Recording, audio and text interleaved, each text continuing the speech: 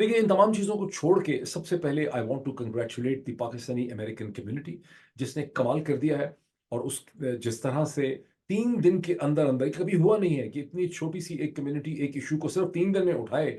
जिस तरह से कांग्रेसमैन ग्रेग कसार के खत को के पीछे एक पॉलिटिकल मोबिलाइजेशन हुई है कोस्ट टू कोस्ट, और जिस तरह से 3 दिन के अंदर 31 सिग्नेचर हासिल करके इस खत को सबमिट कर दिया गया है to secretary of state Tony Blinken and to president of United State Joe Biden.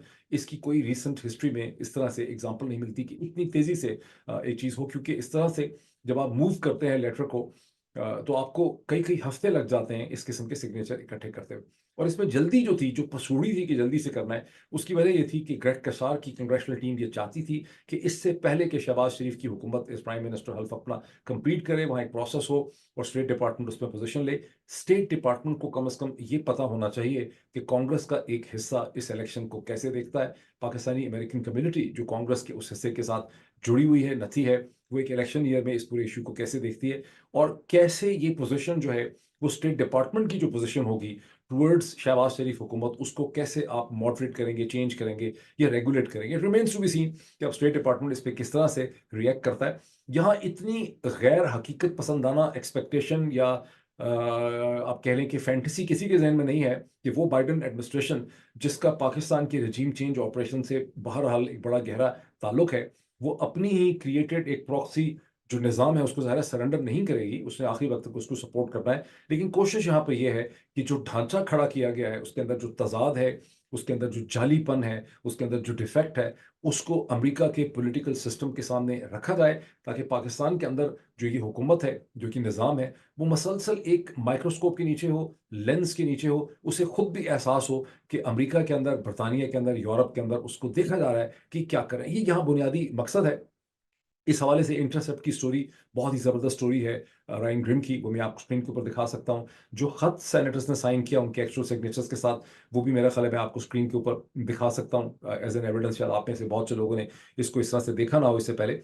तो मैं समझता हूँ कि ये, और ये माइंड रखिए कि अभी तो पार्टी शुरू हुई है, बिकॉज 6-7 मार्च को यहाँ पर HR 901 जो है, जिसको 90 से ज़्यादा सिग्नेचर ऑलरेडी मिल चुके हैं, आई थिंक 91 अब तक मिले, उसके ऊपर बहस शुरू हो रही है, उसके ऊपर हियरिंग शुरू हो रही है। और यूं पाकिस्तान का जो सिस्टम है वो पहली दफा कांग्रेस के रडार के नीचे आ गया है फॉर द राइट रीजंस। और इसमें जो पाकिस्तानी अमेरिकन को, आपको जो कामयाबी हासिल हुई है पाकिस्तानी अमेरिकन कम्युनिटी को, उसकी वजह यह है कि नीयत बड़ी साफ है, वरना इतनी तेजी से ऐसा होता नहीं। पहले तो मुख्तलिफ किस्म के इशूज में कि फलां जहाज होते आए कि स्पेयर पार्ट चाहिए, कश्मीर के ऊपर पोजीशन लेनी है, या फलां हिंदुस्तान की रेजोल्यूशन जो है उसका रास्ता रोकना है, इस किस्म की चीज़ों में कम्युनिटी बिजी रही गुज़िश्ता 50 बरस में। ये पहली दफ़ा है कि लोग बड़े क्लियर हैं कि हमें एक डेमोक्रेटिक पाकिस्तान चाहिए, हमें एक जमहूरी पाकिस्तान चाहिए, हमें पाकिस्तान में रूल ऑफ लॉ चाहिए, हमें ह्यूमन राइट्स चाहिए, हमें फ्रीडम ऑफ एक्सप्रेशन चाहिए, हमें जस्टिस चाहिए। और इन तमाम चीज़ों के ऊपर ये एक ऐसी चीज़ें हैं कि जब ये डिमांड्स अब कांग्रेसमैन और सेनेटर्स के सामने रखते हैं, तो वो इसमें ना कर नहीं सकते, बिकॉज़ उनको साफ नज़र आता है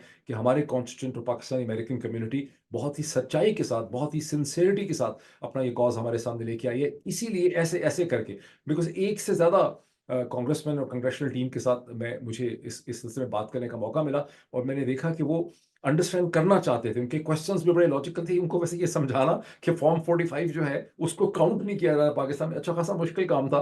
बिकॉज़ अमेरिका में जिस तरह से चीज़ों को देखा जाता है, to basically understand this thing कि एक फॉर्म 45 साइन हो गया है और उसके बावजूद उसकी एग्रीगेशन का इन्होंने इतना मसला खड़ा किया हुआ है। ये वैसे अमेरिका में कांग्रेचुलर एड्स को समझाना खासा मुश्किल किस्म का काम था। गोइंग फॉरवर्ड मेरा ये ख्याल है कि एक स्किल जो ज़्यादा डेवलप करनी होगी पाकिस्तानी कम्युनिटी को, कि आपने ड्राफ्टिंग में जो डिमांड्स रखनी है अपनी, उसको फाइन ट्यून कैसे करना है, और उसके लिए आपने सपोर्ट जो है बाई पार्टिजन कैसे हासिल करनी है। पिछले वीडियो में मैंने कहा था कि इस ग्रेग कसार के लेटर के अंदर के रास्ते में जो ऑब्स्टिकल आ रही थी, वो मैंने आपको ब्रीफ किया था कि 3 इसमें फैक्टर्स थे। एक ही बाई पार्टिजन नहीं था लेटर, ये डेमोक्रेटिक पार्टी के एक कॉकस में से आया था। कॉकस बहुत एक्सट्रीम लेफ्ट था, ये दूसरा पॉइंट था। और तीसरा ये था कि टाइम बहुत कम था इस किस्म, क्योंकि ये लिटरली 3-4 दिन के अंदर इसको करना था। और इस किस्म की चीज़ को कई-कई हफ्ते, महीने लगते हैं। अमेरिका के अंदर बड़ी स्लोली चीज़ें जो हैं वो मूव करते हैं। अब ये है कि पाकिस्तानी अमेरिकन कम्युनिटी ने इस पे बड़ा काम किया, और मैं कुछ लोगों के यहाँ पे नाम लेना चाहता हूँ, जिसका मुझे पता है, हो सकता है सबके नाम मैं ना ले सकूँ। पहले तो ये है कि जो 2 पोर्टल्स थे, एक जस्ट फॉरेन पॉलिसी का पोर्टल, वो भी मैंने ट्वीट किया था। दूसरा सिटीजन एक्शन का पोर्टल जो सलमान साहब ने बनाया, बहुत ज़बरदस्त। और सलमान साहब ने एक बरतानवी पाकिस्तानियों के लिए भी पोर्टल क्रिएट किया। इन दोनों पोर्टल्स में मेरी अंडरस्टैंडिंग ये है अब तक की, और from the top of my mind, 5,000 से ज़्यादा मैसेजेस और ईमेल्स और लेटर्स जो हैं वो डिफरेंट कांग्रेशनल ऑफिसेस में रिसीव हुए हैं। 5,000 से ज़्यादा, लिटरली आप कहें कि 48 घंटे के अंदर। This is a huge political mobilization in a country like United States. लोगों ने लबैक किया उस कॉल को। मुझे लोगों ने बहुत बहुत से लोगों ने मुझे बताया कि मैंने इस हवाले से जो 2 वीलॉग किए थे, एक मैंने जो एक बार्न्स एंड नोबल के बाहर बैठ के किया, तो लोग समझ रहे हैं स्टारबक्स के बाहर, वो जो किया था मैंने किताबों की दुकान के बाहर बैठ के, वो लोगों को बहुत ज़्यादा लोग बहुत मोटिवेट से हुए हैं, मुझे कम से कम ये फीडबैक मिला है। लेकिन ये it is not only about the faxes and letters. इसमें बहुत से लोगों ने पिछले 3 दिन में अनथक मेहनत की। उन्होंने अपने कांग्रेसमैन, अपने सेनेटर तक वो पहुँचे, उन्होंने उनके साथ ज़ूम मीटिंग्स की, उनके साथ फ़ोन कॉल्स किए, कुछ लोगों पे मुलाकातें करने की कोशिश की। कांग्रेशनल जो कांग्रेशनल एड्स होते हैं, उनको उन्होंने ब्रीफ़ किया। उसमें मैं नाम लेना चाहता हूँ, Atif Khan and Sajjad Barki in Texas and Houston, doctor Asif Mahmood in California, doctor Tariq Majeed and doctor Mohammad Tariq, 2 different नाम हैं। दोनों ने जो है इसमें उनका बहुत कंट्रीब्यूशन है।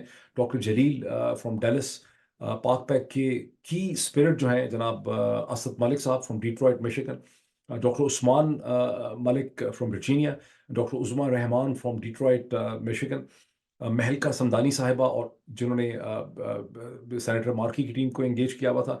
इसी तरह से डॉक्टर मुनीर ऑरलैंडो से, फ्लोरिडा से, टेम्पा से, और इसके अलावा बहुत से नाम जो मैं यहाँ पे नहीं ले सका। इन सब की बड़ी कंट्रीब्यूशन है। मैं समझता हूँ दी पाकिस्तानी अमेरिकन कम्युनिटी जो है वो अमेरिका के, यूनाइटेड स्टेट्स के पॉलिटिकल मैप पे नमूदार हुई है। सबसे बड़ा जो इसका बेनिफिट है वो ये है कि एक इलेक्शन ईयर के अंदर जब ना सिर्फ प्रेसिडेंट बल्कि 1/3 ऑफ द सेनेट ने और पूरे 435 जो मेंबरान हैं कांग्रेस के, उन्होंने री इलेक्ट होना है। पाकिस्तानी कम्युनिटी को पॉलिटिकल मोबिलाइजेशन की सेंस आ गई है, और वो पाकिस्तान और वो अमेरिका के सियासी, यूनाइटेड स्टेट्स के सियासी मैप के ऊपर नमूदार हो गए।